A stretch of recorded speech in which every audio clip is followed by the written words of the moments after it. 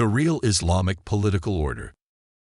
Is there primarily a need for Islamic State to manifest and withhold the principles and injunctions of Islam?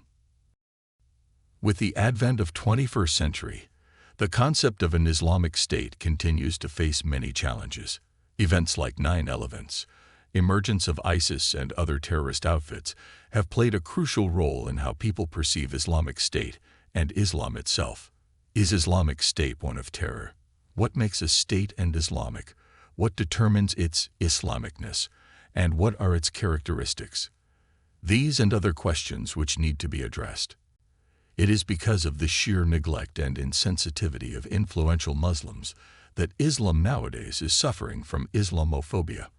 On one hand, the rebel militant organizations and fifth columnists of state tainted the image of our deen with radically corrupted ideology, while on the other hand, Muslim states failed to spread the true essence of deen. Barring aside an Islamic State, even Islam is seen and felt as a symbol of terrorism, conservatism, irrationality, corruption, and disproportionality in the modern world order and systems. On the contrary, Islam is the worst effectee of physical and ideological terrorism.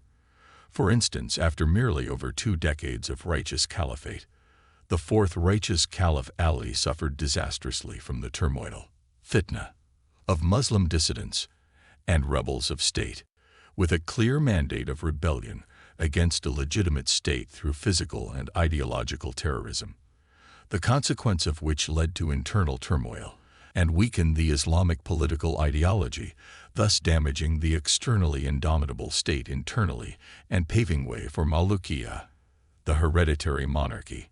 Once Malukiya, hereditary monarchy, disguised as Khilafah, became the established and accepted form of political leadership and organization.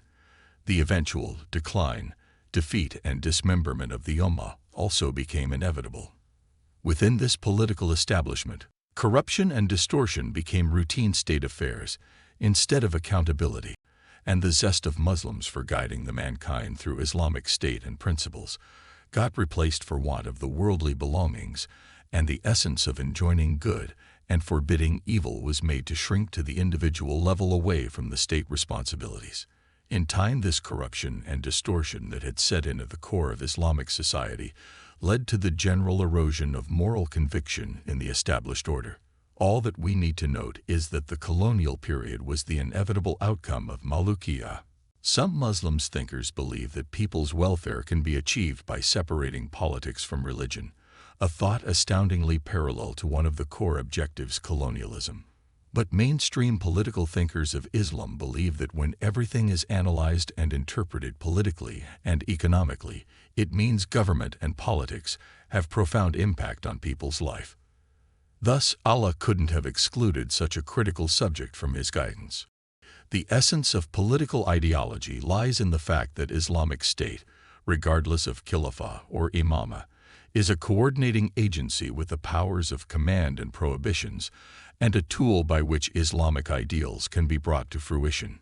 Islam expects Muslims to strive at all times and under all circumstances for an Islamic State because Islam's basic teachings not only circumscribe humanity's relation to Allah, but also lay down a definite scheme of social behavior to be adopted.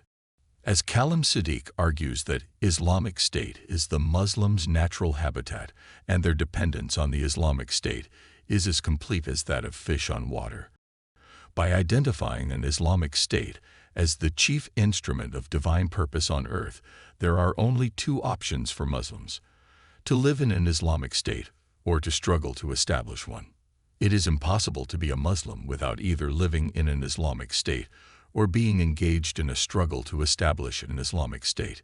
If one or other of these conditions is not met, I fear that perhaps the bulk of the Son Muhammad, peace be upon him, is ignored. Islam is incomplete without Islamic State. The Islamic State is Allah's chosen framework in which the moral, political, social, economic, and cultural goals of Islam are pursued by the Muslim Ummah.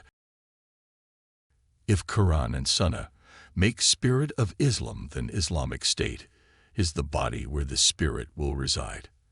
Now, if the Muslims were to re-establish an Islamic State, then Quran, Sunnah, and the best practices of righteous caliphs shall be the only fountainhead of our political thought, ideology, and systems.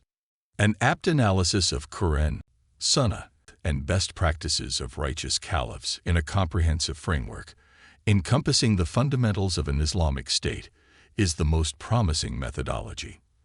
This comprehensive framework involves the standard elements of JEPSEIM FW, judicial, economic, political, social, education, information, military, foreign, and women, which are not only vital for the development, functioning, and survivability of a state, but befits the grand paradigm of divine instructions.